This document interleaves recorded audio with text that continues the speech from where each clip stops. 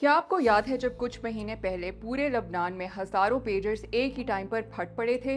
तो अब इजराइल की खुफिया एजेंसी मोसाद के दो साबिक एजेंट्स ने इंकशाफ किया है कि ये उनका मंसूबा था।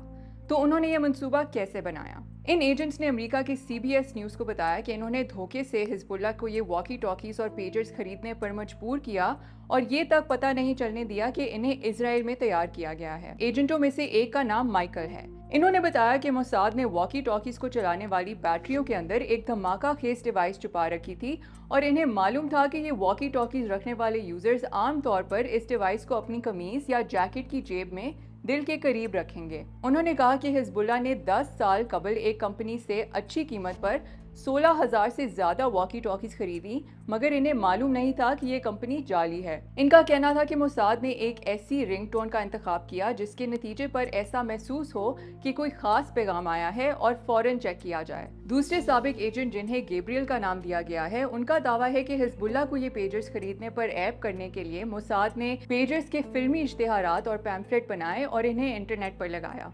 सीबीएस के मुताबिक सितंबर 2024 तक हिजबुल्लाह 5,000 ऐसे पेजर्स खरीद चुकी थी जिनमें बारूदी मवाद भरा हुआ था। सीबीएस का कहना है कि जब मोसाद को लगा कि हिजबुल्लाह को इन पेजर्स के बारे में शक होने लगा है तो इन्हें धमाके से उड़ा दिया गया।